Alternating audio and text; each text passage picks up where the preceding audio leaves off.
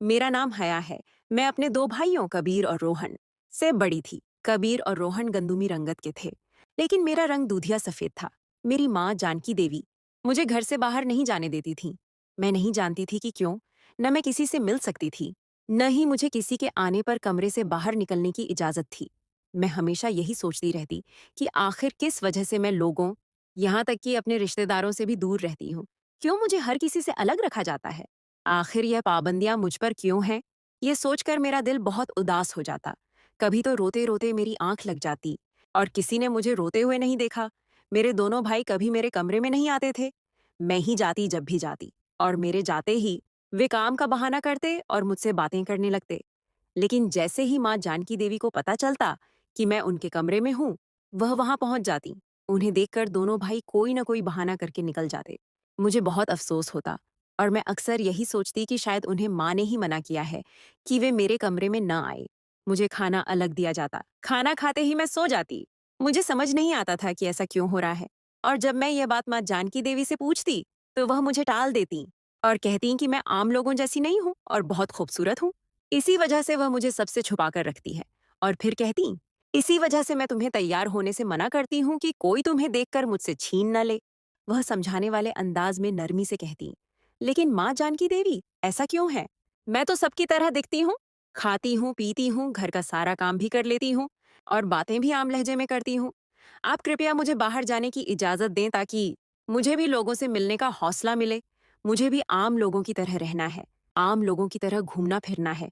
मैं भी सबकी तरह शादी वगैरह पर जाना चाहती हूँ, तैयार होना चाहती हूँ। मैंने इल्तिजा करते हुए हाथ तक जोड़े, लेकिन वह मुझे इजाजत देने की बजाय मुंह मोड़कर चली गई। मैं रोज उनसे यह सवाल करती और वह मुझे खास कुछ नहीं कहती और काम में लग जाती। अब मैंने सवाल करना छोड़ दिया, क्योंकि वह हमेशा टालने वाली बातें करती थी। एक दिन मैंने बहुत जिद करके उनसे अपनी बुआ की बेटी की शादी पर जाने को कहा तो उन्होंने मुझे डांट दिया, लेकिन मैं न मानी। माँ जानकी देवी, प्लीज जाने दें, मैंने मिन्नत करके कहा। वह न मानी, लेकिन मैं भी जिद के मूड में थी, सो करती रही। कहा ना, नहीं जा सकती हो, एक बार में समझ नहीं आता, जाओ यहाँ से। इससे आगे उन्होंने कुछ नहीं कहा और वहां से चली गई। मैं बहुत दिल बर्दाश्त हुई। दोनों छोटे भाइयों को तैयार होते और शादी की तैयारियां करते देखकर मेरा भी दिल करने लगा।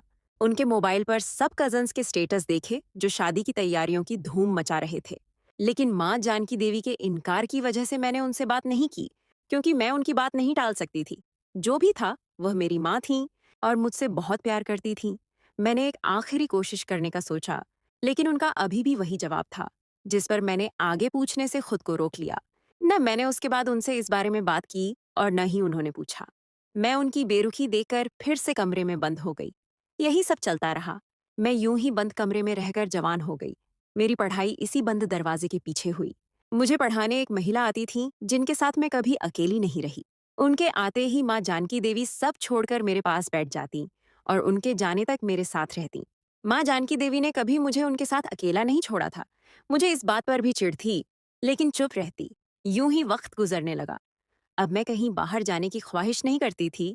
चुपचाप कमरे में रहती, और अगर कोई मेहमान आता तो माँ जानकी देवी के कहने से पहले ही मैं कमरे में चली जाती। एक दिन घर में कोई नहीं था सिवाय मेरे। मैं अकेली थी। मैं अपने कमरे में बैठी कुछ बना रही थी जब मुझे भूख लगने लगी। भूख की शिद्दत पर मैं रसोई घर में गई और फ्रिज से कस्टर्ड निकाला, साथ ही पानी की बोतल। पानी पीने के इरादे से जग उठाकर रखा ही था, जब अचानक दरवाजे पर दस्तक होने लगी। इस अचानक होने वाली दस्तक पर मैं घबरा गई और पानी का जग जमीन पर गिर गया। एक पल के लिए मैं कांप गई थी। अब वहां खड़ी खुद को संभाल रही थी जब दोबारा दस्तक हुई। अब मैं वहां खड़ी इसी कश्मकश में थी कि क्या करूं। माँ जानकी देवी ने कहा था कि कोई भी हो, पुकार का जवाब तक न देना, घर में कोई भी मौजूद नहीं है, यही सोचकर आने वाला चला जाएगा। माँ जानकी देवी की बात जहन में साफ थी। मैंने माँ जानकी देवी की बात मानने का सोचा, लेकिन दिल कह रहा था कि शायद कोई जरूरतमंद हो और उसे किसी चीज की जरूरत हो, और दिमाग कह रहा था कि माँ जानकी देवी की बात पर अमल करूं। दिल दिमाग में एक जंग जारी थी। जब जीत दिल की हुई और मैं अल्लाह का नाम लेती दरवाजे तक आई, मेरे और दरवाजे के दरमियान 4 कदम का फासला था। मैंने वहीं से पूछा, कौन है और किससे मिलना है? मेरी आवाज में लड़खड़ाहट साफ थी। मैं यही पूछकर खड़ी जवाब की मुंतजिर थी, लेकिन तब भी खामोशी थी, जिस पर मैंने वापसी की तरफ कदम बढ़ा दिया। जब दरवाजे के पीछे से आवाज आई, आवाज जानी पहचानी थी, जिसे सुनकर मैं वापस मुड़ी और दरवाजे के पास गई। हया बच्चे, दरवाजा खोलो, मैं आपकी टीचर हूँ। उनकी पुकार पर मैंने दरवाजा खोल दिया और वह अंदर आ गई। इतनी देर लगा दी खोलने में? वह पसीना पोंछती बोली। जी? वह मैं? मुझे समझ नहीं आ रही थी कि क्या कहूँ। माँ ने उनके आने का तो बताया ही नहीं था। मैं यही सोचने लगी जब उनकी पुकार पर चौंकी और वह मुझे कंधे पर हाथ रखकर हिला रही थी। कहाँ गुम हो गई? उनके पूछने पर मैंने नफी में सर हिलाया। माँ, जानकी देवी घर पर नहीं है, मैंने जल्दी से कहा। अच्छा, चलो कोई बात नहीं। मैं अब आ ही गई हूँ तो कुछ देर पढ़ा देती हूँ। वैसे भी तुम्हारे इम्तिहान सर पर हैं। छुट्टी करना ठीक नहीं होगा, वह कहती अंदर चली गई। मैं भी उनके पीछे गई। मैं यह भूल ही गई थी कि मुझे भूख है। उनको आए अभी आधा घंटा गुजरा था जब मैंने उनसे पानी पीने की इजाजत ली और रसोई घर में जाकर माँ जानकी देवी को फोन करने लगी, लेकिन वह उठा नहीं रही थी। तभी टीचर की आवाज पर मैं जल्दी से कमरे में वापस आ गई।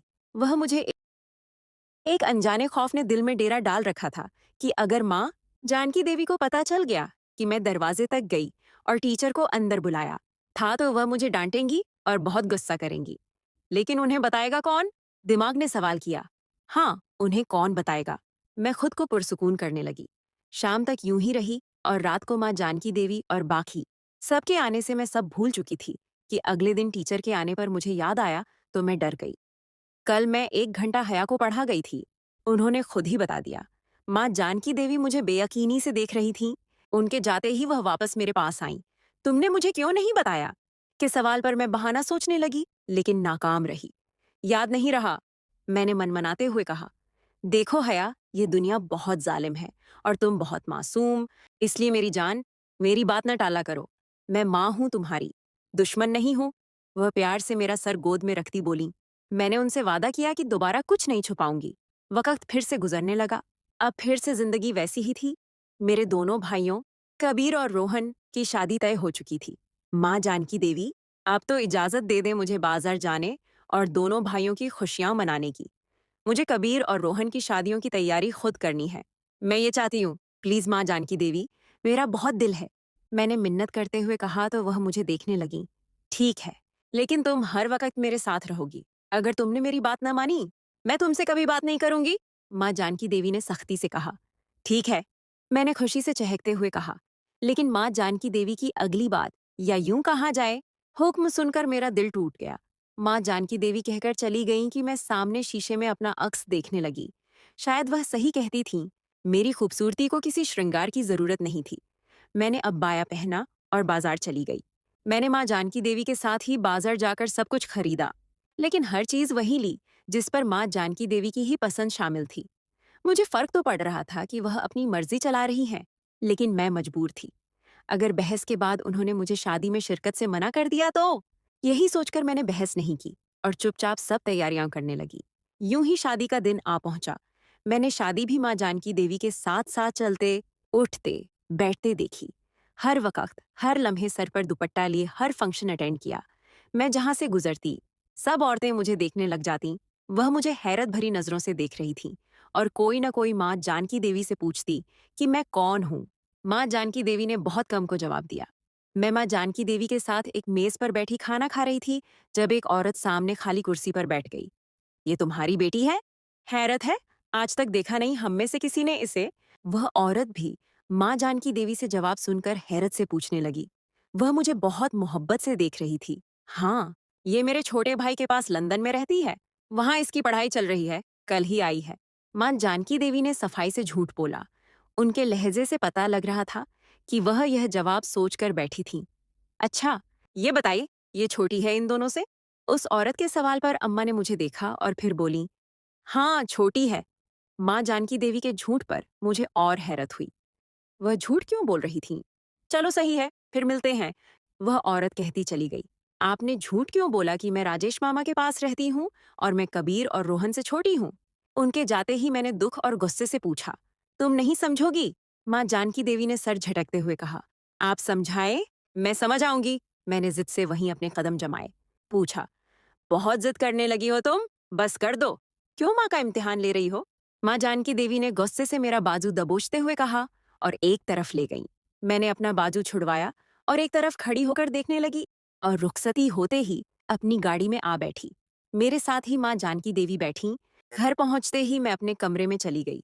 दरवाजे से टेक लगाकर मैं माँ जानकी देवी की बातें सोच रही थी। आखिर वह क्यों ऐसा करती हैं? और सिर्फ मेरे साथ ही क्यों? वहीं बैठकर मैंने सर घुटनों में रख दिया। अगले दिन वलीमा था। मैं तैयार होकर आई तो दोनों भाभियां, रीता और सुनीता, मुझे देखकर हैरत ज्यादा हुई। उन्हें तैयार करने को ब्यूटिशियन घर पर आई थी और वह दोनों बहनें थीं। माँ जानकी देवी, मैं तैयार हूँ। मैंने दुपट्टा संभालते हुए कहा तो मुझे बाजू से पकड़कर एक तरफ ले गई। मामू जान, खाला जान, फूफो जान, सब मुझे देख रहे थे। तुम कहीं नहीं जाओगी यूं तैयार होकर, इसलिए अपने कमरे में जाओ और साफ करो ये मेकअप। देखो सब कैसे नजर लगाने को आंखें फाड़ रहे हैं। माँ जानकी देवी ने सख्ती से कहा। मगर आपने शिरकत करने की इजाजत दी थी, तो मैंने सोचा। मैंने उन्हें याद करवाया, लेकिन वह गुस्से से मुझे घूरने लगी। माँ जानकी देवी, मैंने कुछ कहना चाहा जब मामू वहां आ गए। हया बेटा, जाओ कमरे में और साफ करो मेकअप। उन्होंने प्यार से कहा तो मैं आंखों में आई नमी साफ करती भाग गई। खाला मेरे पीछे आने लगी तो माँ जानकी देवी ने उन्हें टोक दिया। वह सब चले गए। मैं कमरे में बैठी रही। मेरा दिल ही बुझ गया था। मैं शाम तक वहीं बैठी रही। जाने कब आंख लगी, फिर उस वक़्त खुली जब दरवाजे पर दस्तक हुई, तो देखने के लिए दरवाजे के पास आई। मैंने दरवाजा खोलकर बाहर झांका तो सामने माँ जानकी देवी खड़ी थीं, हाथ में खाने की ट्रे लिए। वह अंदर दाखिल हुईं, जिसे पकड़कर मैं बिस्तर के करीब ले आई और खाने लगी। वह खामोशी से मुझे देखती रही, फिर खाली ट्रे उठाकर रसोई घर में रख दी। शादी से फारिग होते ही माँ जानकी देवी ने मुझे फिर से कमरे में बंद कर दिया। एक दिन रीता भाभी मेरे कमरे में आई। कैसी हो हया? वह मेरे पास बैठते हुए पूछने लगी। ठीक हूँ, मैंने कहा और दरवाजे को देखने लगी। मुझे यकीन था वह माँ जानकी देवी की इजाजत के बगैर आई हैं, वरना वह कभी उन्हें इजाजत न देती। इस झूमे मेरे घर दावत है, तुम भी चलो। और ये हर वक्त कमरे में क्यों पड़ी रहती हो? मैं इतने दिनों से देख रही हूँ कि तुम अब निकलती हो या अब निकलती हो। वह हैरत से कहने लगी। जी बस यूं ही। मुझे समझ नहीं आ रही थी कि क्या कहूँ। अच्छा, चलो छोड़ो इस बात को। अब हम दोनों भी इसी घर में हैं, इसलिए अब तुम अकेली नहीं हो। हमसे बातें किया करो, तुम हमारी बहनों की तरह हो। वह मोहब्बत से बोली तो मेरी आंखें छलकने लगीं। तभी कबीर वहां आ गया। हया, क्या हुआ? तुम रो क्यों रही हो? वह मेरे पास आता, मेरे आंसू साफ करता फिक्रमंदी से पूछने लगा। रीता, तुमने कुछ कहा है हया को? उसने गुस्से से अपनी पत्नी से पूछा।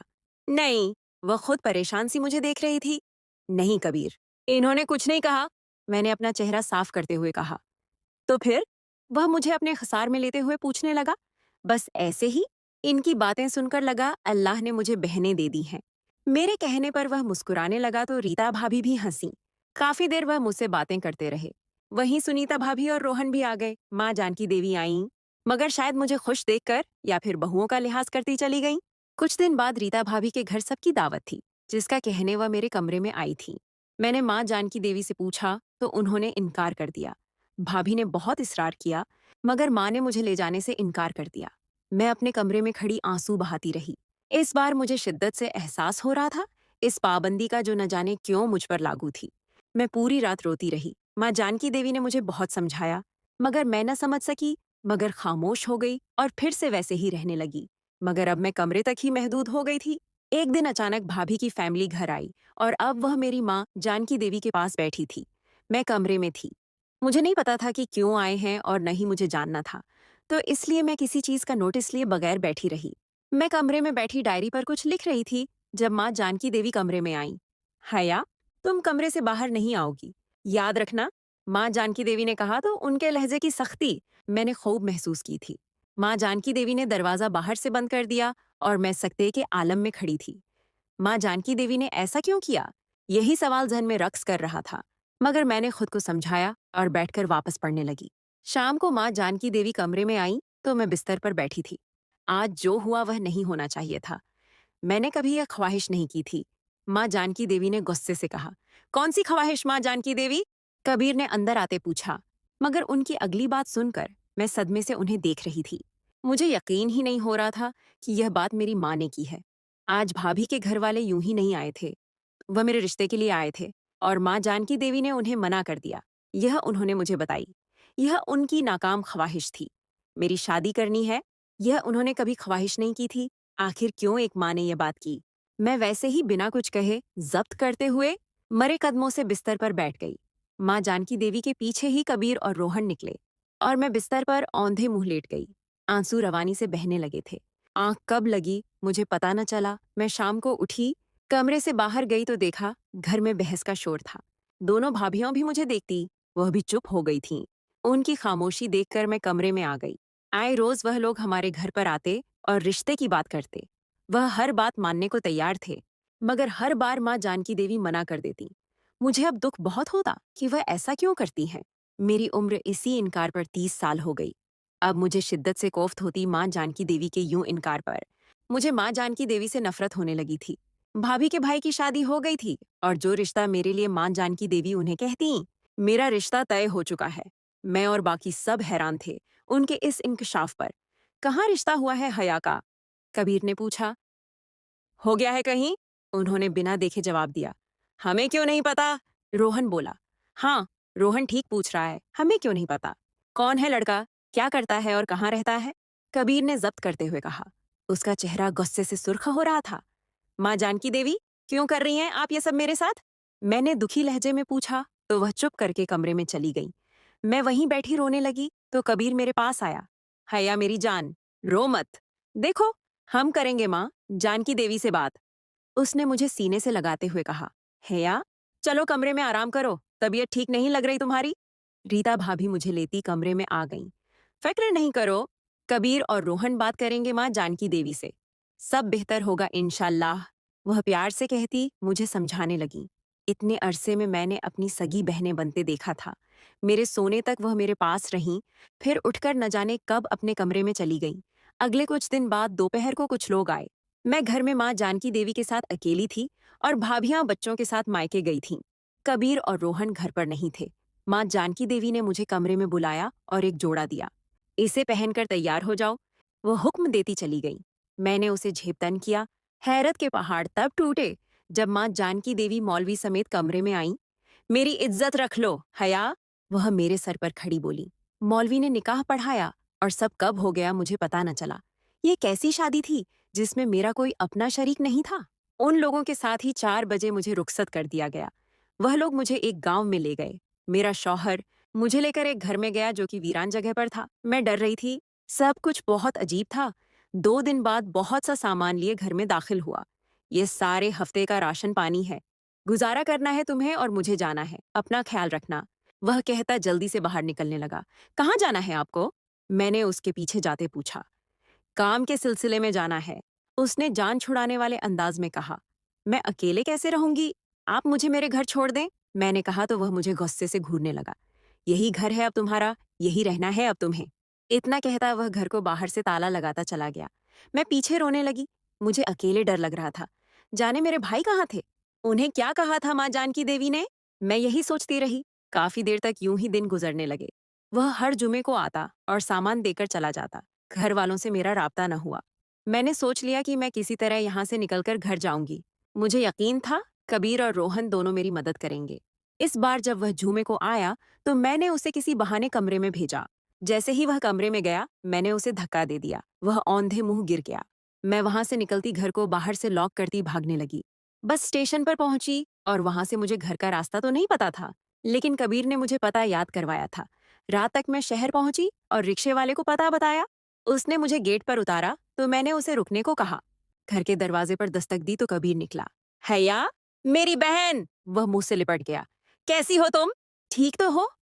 वह मेरा माथा चूमता पूछने लगा। मैंने रिक्शे वाले को पैसे देने का इशारा किया तो वह पैसे देकर मुझे अंदर ले गया। अंदर पहुंचते ही सामने देखकर मेरे पैरों तले से जमीन निकल गई। मेरा शौहर तो वहां बैठा था। मुझे देखता खड़ा हो गया। यह यहाँ? मैंने कबीर के पीछे छिपते पूछा। यह माँ जानकी देवी का भांजा है, आज ही दुबई से आया है। कबीर की बात पर मेरा सर चकराने लगा। तुम कहाँ गई थी? तुमने घर क्यों छोड़ा? हया, जब हमने तुमसे वादा किया था कि हम बात करेंगे माँ जानकी देवी से। मुझसे पूछ रहे थे, जबकि मैं हैरत से अपने सामने बैठी अपनी माँ को देख रही थी। कबीर, इसे आराम करने दें, थकी हुई लग रही है, रीता भाभी ने कहा और मुझे साथ ले गई मेरे कमरे में। देखो हया, मैंने हमेशा तुम्हें अपनी बहन माना है, इसलिए पूछ रही हूँ। गलत मत समझना, तुम क्यों चली गई थी और कहाँ? वह बोल रही थी जब माँ जानकी देवी आ गईं। रीता, खाने का इंतजाम करो और सब अच्छा होना चाहिए।